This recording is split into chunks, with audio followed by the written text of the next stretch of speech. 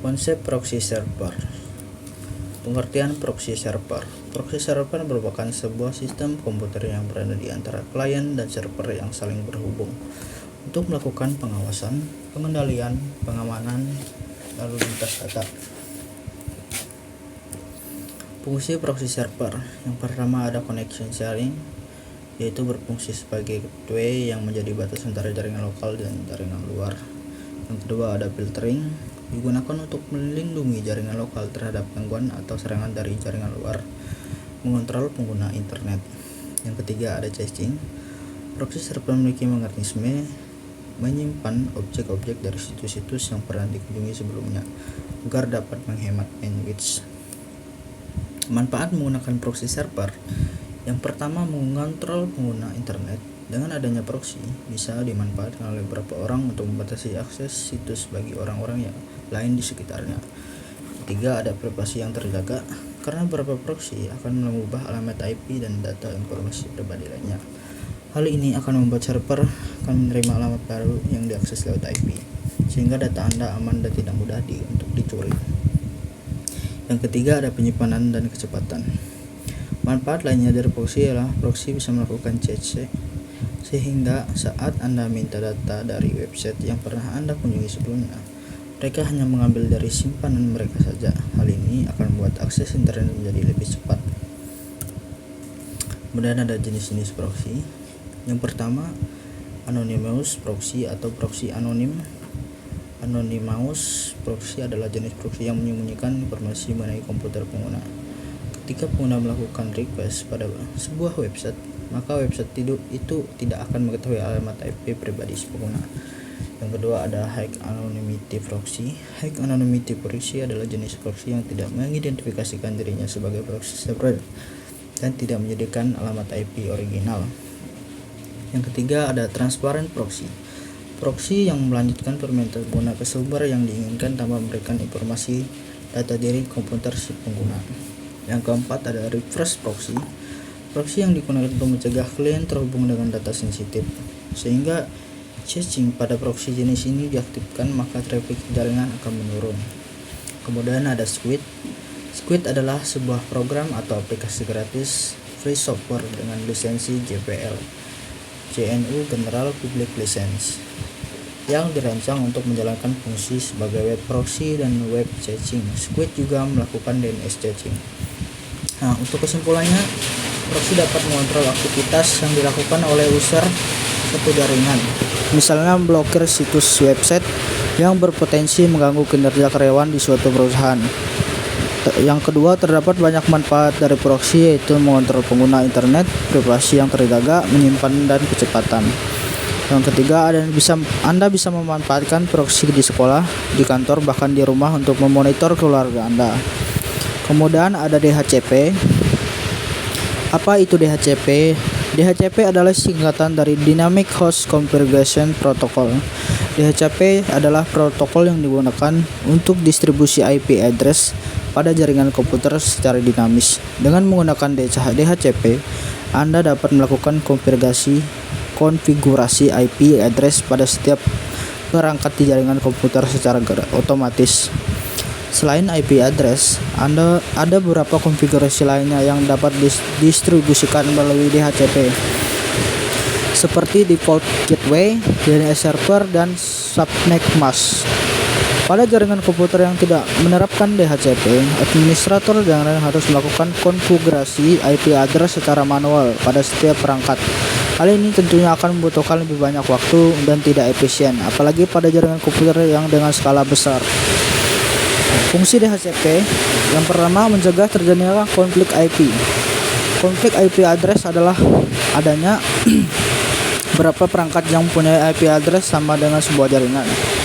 Jika terjadi konflik, maka perangkat tidak akan terhubung ke jaringan konflik IP address. Biasanya terjadi ketika konfigurasi dilakukan secara manual. Hal tersebut dapat diatasi dengan menggunakan DHCP. Yang kedua, pembaruan IP secara otomatis. DHCP mendukung pembaruan IP secara otomatis, sehingga jika IP address yang digunakan sebelumnya telah kadaluarsa dan akan diperoleh secara otomatis agar perangkat dapat tetap terhubung ke jaringan. Yang ketiga, mendukung penggunaan kembali IP. Konfigurasi jaringan pada DHCP bersifat sementara dalam jangka waktu tertentu yang disebut dengan last time. Jika perangkat tersebut tidak menggunakan IP address, maka IP tersebut dapat dipergunakan kembali oleh perangkat lain yang mengajukan request. Kemudian ada cara kerja DHCP. Agar dapat bekerja dengan baik, DHCP memerlukan DHCP server dan DHCP client. DHCP server bertugas mengelola konfigurasi jaringan komputer yang meliputi penentuan IP gateway, penentuan IP DNS server, subnet mask, dan list time. Sementara DHCP client adalah perangkat yang menerima konfigurasi IP address dari DHCP server sehingga bisa terhubung dengan baik. Komunikasi antara DHCP server dan DHCP client untuk konfigurasi jaringan ini disebut dengan istilah DHCP handshake. Berikut tahapan yang terjadi pada komunikasi tersebut. Yang pertama ada discovery. Pada tahap ini perangkat klien akan mencari DHCP server dengan mengirimkan broadcast packet berupa discover message. Discover message berisi pesan lewat bahwa klien membutuhkan konfigurasi IP address. Yang kedua ada upper. Setelah menemukan DHCP server dan discovery message diterima, maka DHCP server akan merespon dengan offer message yang berisi konfigurasi IP address yang tersedia untuk klien. Yang ketiga ada request. Setelah offer message diterima oleh DHCP klien, maka klien akan mengirimkan request message yang berisi bahwa klien menyetujui penawaran atau offer message sebelumnya diberikan oleh DHCP server. Yang keempat ada acknowledgement.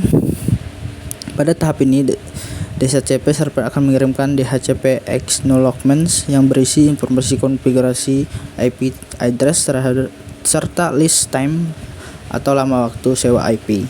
Selain itu, DHCP server juga mengubah status IP yang sudah dipinjamkan ke klien. Sampai tahap sini sudah sehingga dapat terhubung ke jaringan yang berkomunikasi.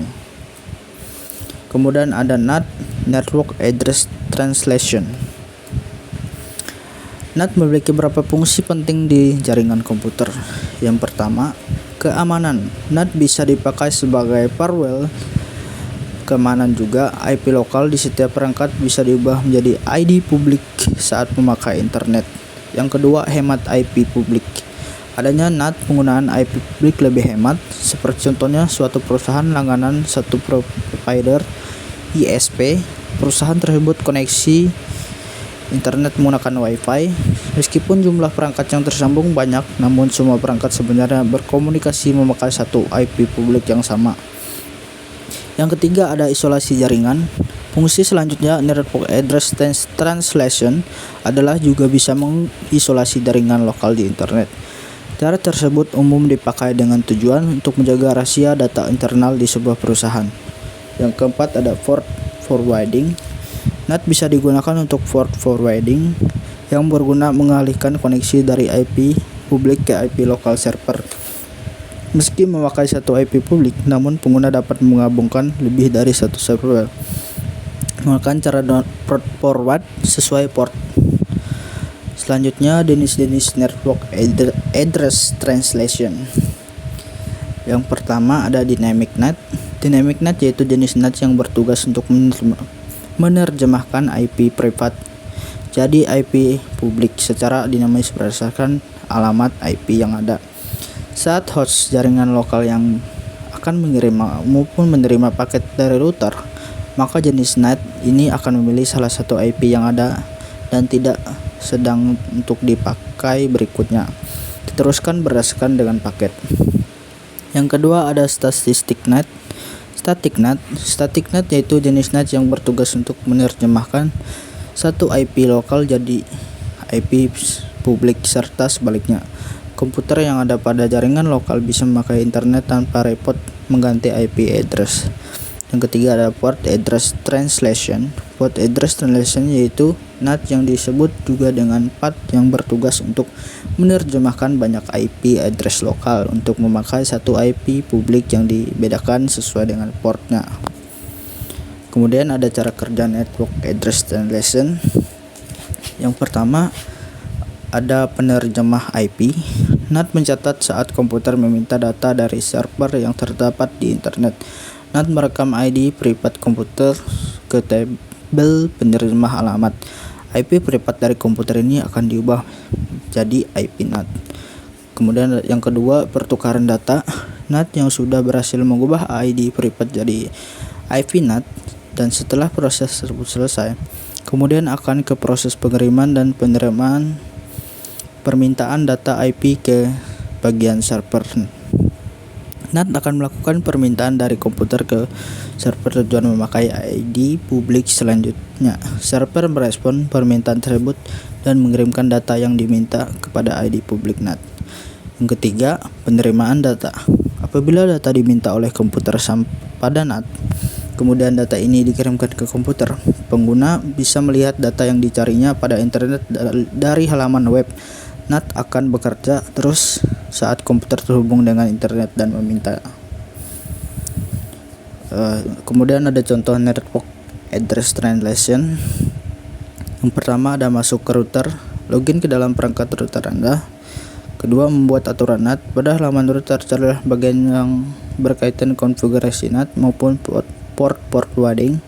Biasanya letaknya berbeda-beda sesuai dengan merek dan model router Anda. Yang ketiga, membuat aturan port forwarding. Buatlah aturan port forwarding memakai NAT. Pengaturan yang perlu diisi adalah nama aturan, port IP sumber, alamat IP tujuan, dan sebagainya. Yang keempat, menyimpan konfigurasi. Setelah selesai membuat aturan tersebut, kemudian simpan konfigurasi dengan menetapkan aturan yang baru. Router akan mengalihkan lalu lintas secara otomatis yang sesuai IP address serta port yang sudah ditentukan pada jaringan lokal. Kemudian ada kelebihan NAT. Yang pertama, menghindari pengalamatan IP berulang. NAT bisa mengurangi duplikasi pengalamatan IP berulang selama jaringan tersebut berubah. Yang kedua, mengurangi duplikasi IP address. NAT juga bisa mengurangi duplikasi IP address yang terdapat di jaringan. Umumnya hal ini dikenal dengan konflik IP address. Yang ketiga, menghemat IP. NAT dapat menghemat IP yang diberi oleh ISP. Yang keempat, meningkatkan fleksibilitas koneksi. Adanya NAT bisa meningkatkan fleksibilitas koneksi pada jaringan internet. Kemudian ada kekurangan NAT. Yang pertama, aplikasi bisa tidak berjalan. Itu karena kekurangan NAT adalah aplikasi tidak bisa berjalan semestinya. Yang kedua, keterlambatan proses. NAT juga bisa mengalami keterlambatan proses sebab data yang dikirim harus melalui perangkat NAT terlebih dahulu. Terima kasih.